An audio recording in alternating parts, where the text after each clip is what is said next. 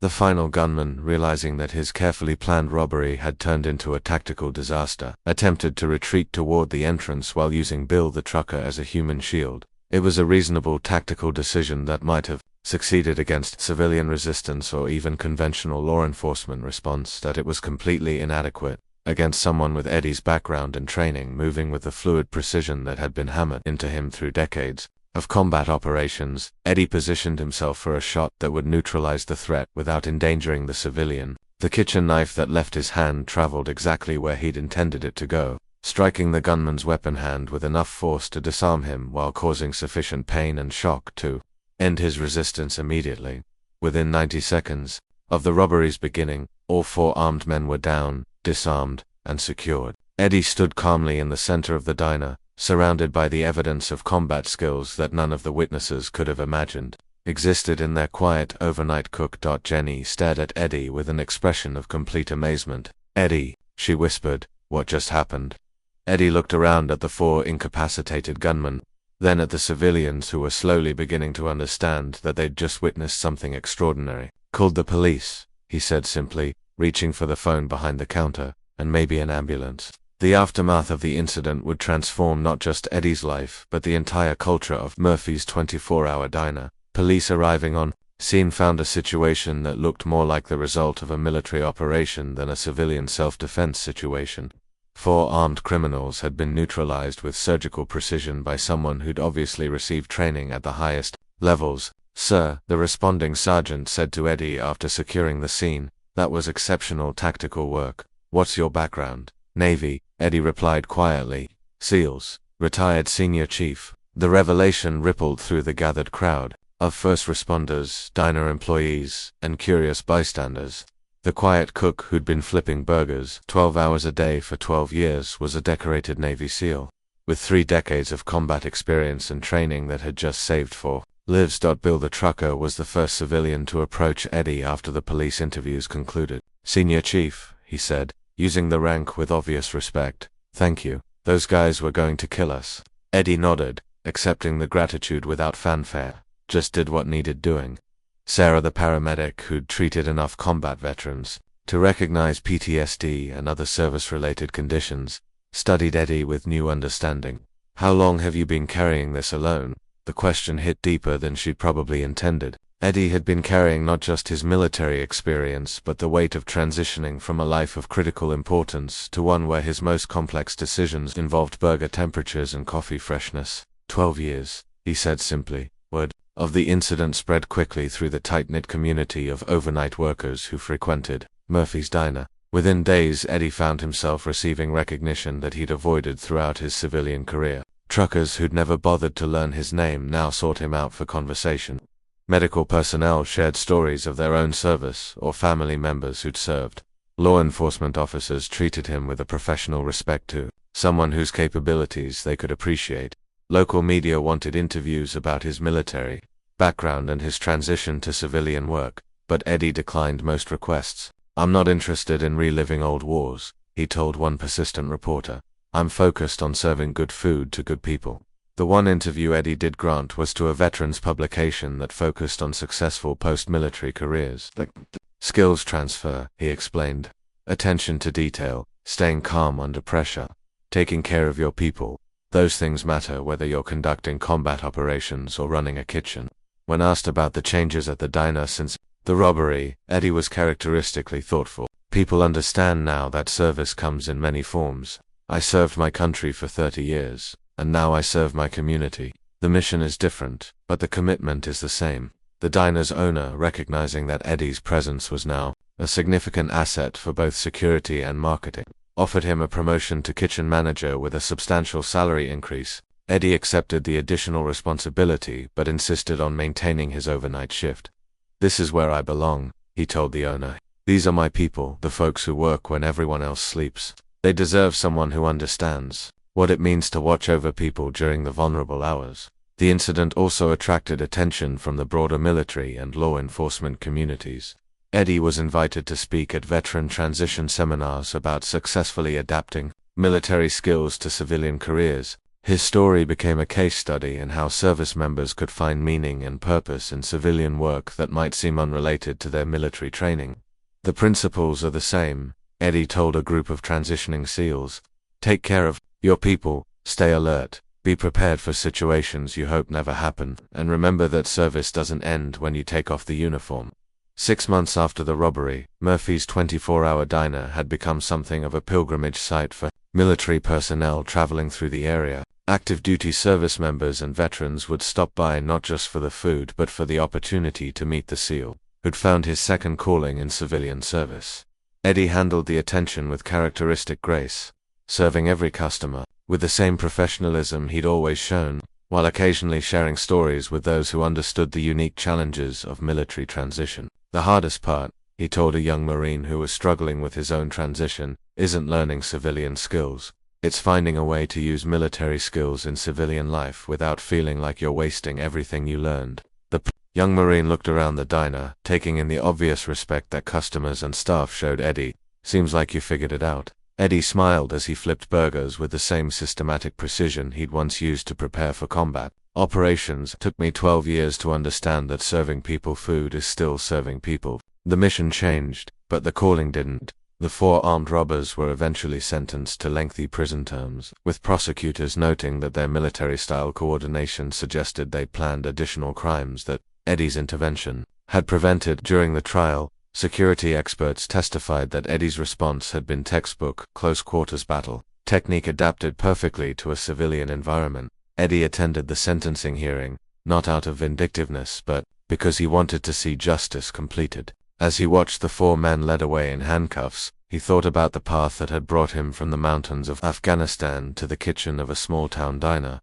The journey hadn't been easy, but it had led him to exactly where he needed to be, serving people who depended on him, using skills that had been earned through decades of dedication, and finding purpose in work that honored both his military service and his civilian calling. Senior Chief, Petty Officer Eddie Rodriguez, United States Navy SEALs, retired, Murphy's 24-hour diner kitchen manager, quiet, professional, silent, guardian, a man who'd learned that the most important service often happens when no one's watching, and that protecting people doesn't require a uniform, just the willingness to act when action is needed. His story became a reminder that heroes come in many forms, that service continues long after military careers end, and that the person serving your late-night meal might just be someone who spent decades serving something much larger than themselves. As Eddie often told the young veterans who sought his advice, find work that lets you serve others, and you'll never feel like you've stopped serving your country. It was wisdom earned through 30 years of military service and 12 years of civilian work,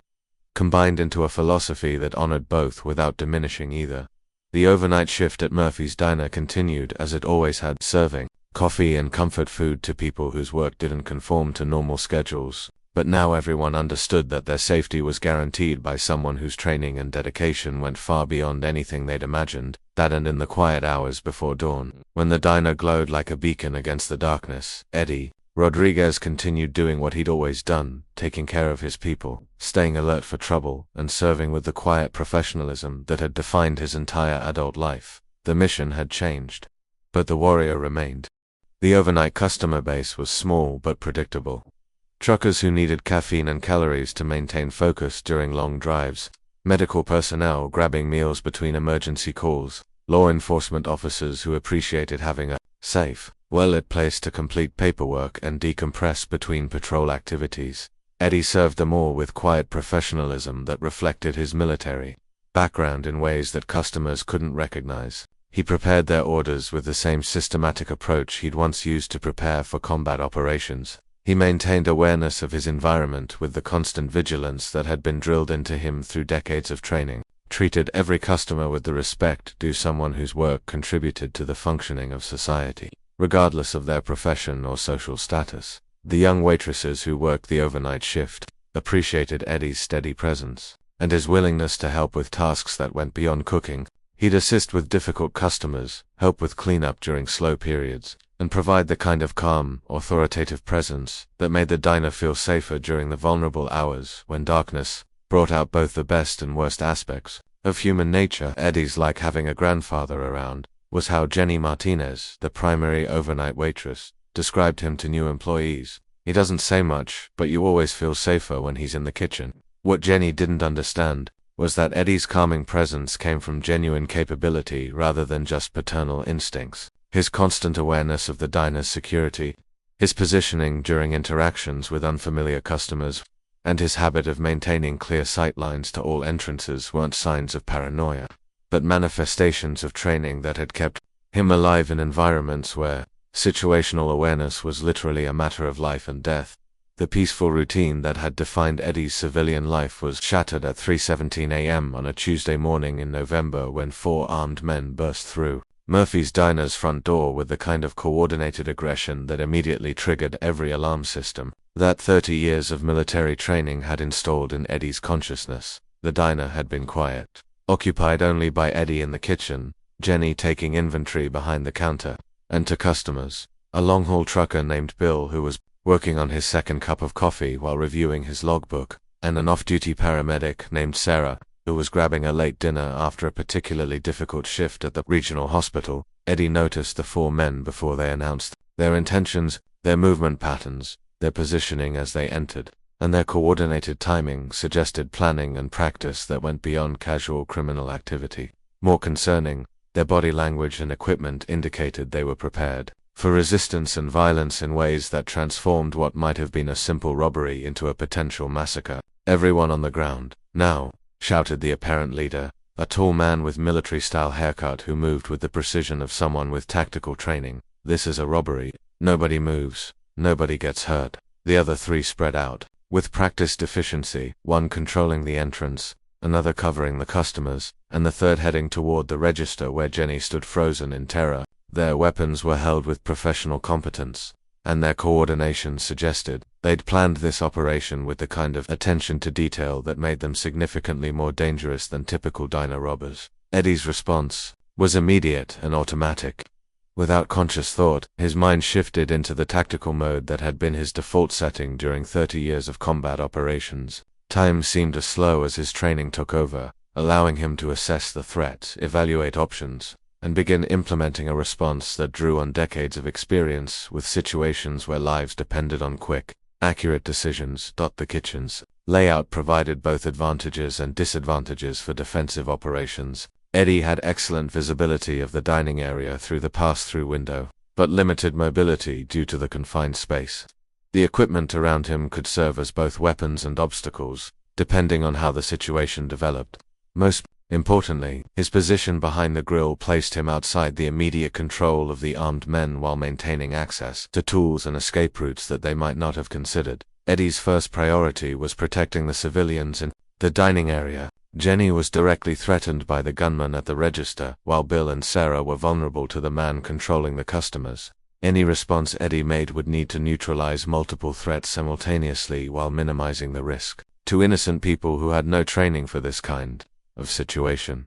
His second consideration was the tactical capabilities of his opponents. Their coordination and equipment suggested military or law enforcement backgrounds, which meant they would likely adapt quickly to unexpected resistance. However, their positioning revealed assumptions about the diner's occupants that could be exploited by someone with superior training and the element of surprise. Eddie began his response by doing something that none of the armed men expected. Instead of complying with their demands or attempting to hide, he started cooking. The action seemed so normal, so completely not threatening, that it didn't register as significant to men who were focused on controlling obvious threats. Eddie simply continued preparing an order that was already on the grill. His movements calm and methodical, as if armed robberies were a normal part of the overnight routine. What the gunman didn't realize was that Eddie's cooking was actually preparation for combat. As he moved around the kitchen with practiced efficiency, he was positioning weapons, creating tactical advantages, and implementing a plan that would leverage his training against their superior numbers and firepower. He picked up wasn't just cookware, it was a weapon that could deliver devastating force when wielded by someone with his strength and training. The industrial-grade kitchen knives he arranged within easy reach weren't just utensils, they were tools that he'd been trained to use with lethal effectiveness in close-quarters combat.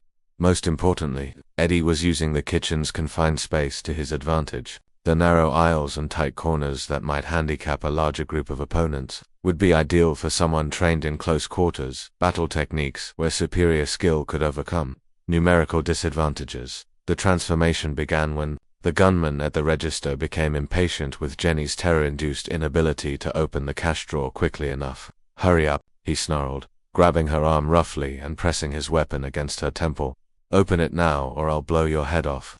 That was the moment when Eddie Rodriguez, retired Navy SEAL, decided that the tactical situation required immediate intervention, moving with speed that seemed impossible for a man his age. Eddie burst through the kitchen door, carrying the Castian skillet that he'd heated to approximately 400 degrees on the grill. His approach was silent, systematic, and devastatingly effective. The gunman threatening Jenny never saw Eddie coming. The superheated skillet struck him across the back of the neck with enough force to instantly incapacitate him, while the temperature caused burns that would require immediate medical attention.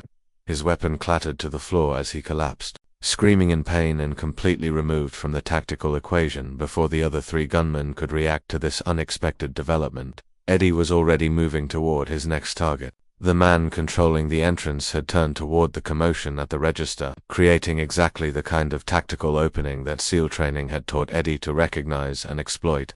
A kitchen knife thrown with the precision of someone who'd mastered weapons handling in life-or-death situations struck the second gunman in the shoulder, severing tendons and making his weapon unusable while causing enough pain and shock to eliminate him as an immediate threat. The remaining two gunmen were now facing a situation they'd never anticipated. Instead of controlling helpless civilians, they were under attack by someone who moved and fought with professional competence that exceeded their own tactical capabilities. "Who the hell is this guy?" one of them shouted as Eddie disappeared back into the kitchen, using the familiar terrain to his advantage while the gunman struggled to adapt to a tactical environment they hadn't planned for.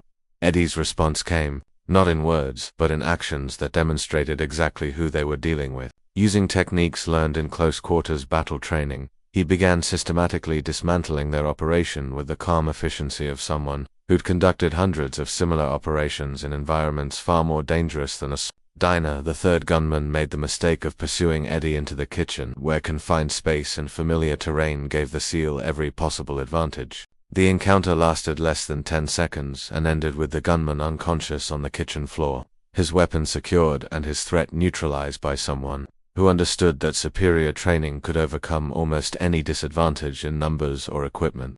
When 4 armed robbers burst into Murphy's 24-hour diner at 3 a.m., expecting to find helpless late-night workers, they had no idea that the slow-moving 58-year-old cook flipping burgers behind the grill was Senior Chief Eddie Rodriguez, a retired Navy SEAL with 30 years of combat experience and a Silver Star for valor under fire. In just 90 seconds, the harmless old cook that customers had been dismissing for 12 years would demonstrate why you never corner a SEAL, transforming a simple diner robbery into a tactical nightmare that these criminals never saw coming. Welcome to the Untold Stories. Before we dive deep into this explosive tale of hidden warriors and lethal kitchen skills, tell me in the comments what city are you watching from today, and if you believe stories of silent guardians deserve to be heard. Hit that subscribe button because what you're about to witness will change how you see every cook, every late-night worker, every person you pass without a second glance. Murphy's 24-hour diner sat on Highway 9, like a beacon of fluorescent light cutting through the Tennessee darkness, its red and white neon sign promising hot coffee and comfort food to anyone brave enough to venture out in the small hours when most of the world slept. The building had been serving truckers, shift workers, and insomniacs for 40 years, becoming as much a part of the local landscape as the surrounding hills and the interstate that brought strangers through town at all hours. The diner operated on the rhythm of people whose lives didn't conform to normal schedules, long-haul truckers pushing to make delivery deadlines, hospital workers grabbing meals between double shifts, police officers fueling up during patrol breaks, night shift factory workers looking for somewhere to decompress before heading home, two families who were just starting their days. Eddie Rodriguez had been part of that nocturnal ecosystem for 12 years, working the overnight shift in the diner's small but efficient kitchen, from 10 p.m. to 6 a.m., 5 nights a week. Eddie manned the grill with methodical precision that had earned him a reputation for consistency, reliability, and the kind of steady professionalism that diner customers appreciated but rarely acknowledged. At 58, Eddie moved through the kitchen with deliberate economy of motion that younger staff members interpreted as the careful pace of someone whose best years were behind him. He wasn't fast like the college-age cooks who worked the day shifts. flipping burgers with flashy technique, and maintaining multiple conversations while managing complex orders. Eddie was methodical, thorough, and quiet, qualities that made him dependable but unremarkable in an industry that often celebrated speed and personality over precision. The overnight crowd knew Eddie as a fixture rather than a person. He'd take their orders with minimal conversation, prepare their food exactly as requested, and send it out with the consistency of someone who'd been doing the same job for long enough to perfect every detail. Regular customers appreciated his reliability, but few bothered to learn his name or engage him in the kind of casual conversation that made late-night diners feel like communities. Eddie's okay was the standard assessment from both customers and coworkers. Slow, but he gets the job done.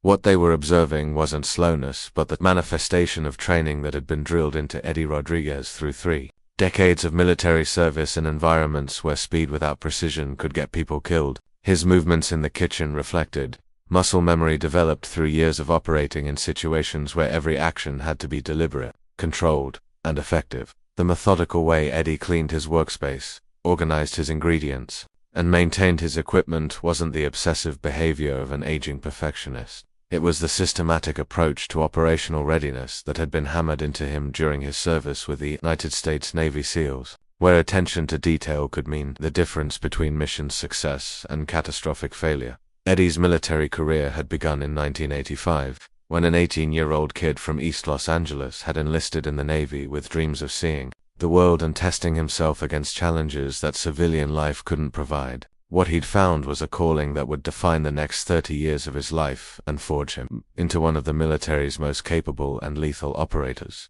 The progression from raw recruit to Navy SEAL had required Eddie to survive training programs designed to break most people who attempted them. Basic underwater demolition, SEAL training had pushed him beyond what he'd thought were his physical and mental limits, teaching him that true strength came not from raw capability but from the refusal to quit when quitting seemed like the only rational option. His first operational deployment had been to the Persian Gulf during the late 1980s, where young Petty Officer Rodriguez learned that real warfare bore little resemblance to training scenarios. The missions were politically sensitive, operationally complex, and personally dangerous in ways that prepared him for a career spent in the shadows where conventional military operations met unconventional threats.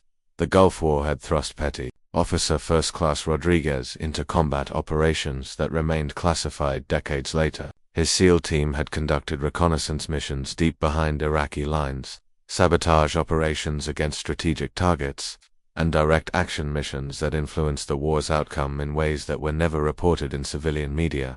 His performance under fire and his demonstrated ability to remain calm and effective in situations where split-second decisions determined life or death caught the attention of senior enlisted leaders who recommended him for advanced training and increased responsibility. By the mid-1990s, Chief Petty Officer Rodriguez was leading SEAL teams in operations that took him to conflict zones across the globe. The terrorist attacks of September 11, 2001, had transformed Senior Chief Rodriguez's career from periodic deployments to continuous operations in the global war on terrorism. His SEAL team had been among the first American forces deployed to Afghanistan, where they'd conducted direct action raids against high-value targets, trained local forces, and participated in operations that combined his decades of experience with evolving tactics designed to counter an enemy that refused to fight conventional battles. The years that followed had blurred together in a succession of deployments to Iraq, Afghanistan, and classified locations where American Special Operations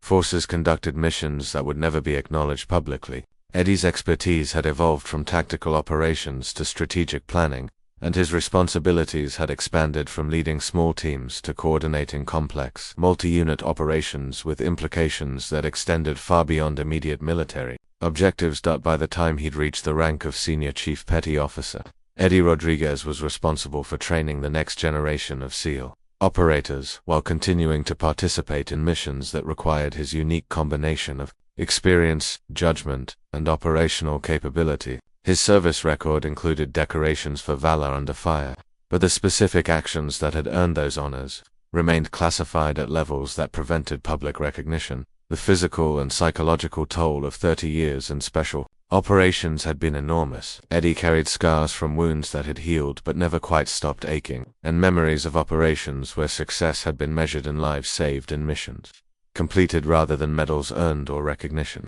received. The constant deployment cycle, the weight of life and death decisions, and the isolation that came with classified service had created a debt that civilian life would need to repay. When Senior Chief Rodriguez retired in 2015, he'd been offered positions with defense contractors and government agencies that would have utilized his expertise while providing substantial financial compensation. Instead, he'd chosen anonymity and the opportunity to serve in a capacity that asked nothing of him beyond competence and reliability. The overnight cook position at Murphy's Diner had offered exactly what Eddie needed: meaningful work that utilized his attention to detail without requiring him to make decisions that affected national security, clear objectives that could be accomplished through skill and dedication rather than political maneuvering, the opportunity to serve people in the most basic way possible, providing sustenance to those who worked when others slept. For 12 years, Eddie had found peace in the routine. His shift began at 10 p.m. with preparation work that ensured the kitchen would be ready for whatever the night might bring. He'd review inventory, organize workstations, and conduct the same systematic inspection of equipment that had once preceded SEAL operations in hostile territory. The similarity wasn't coincidental.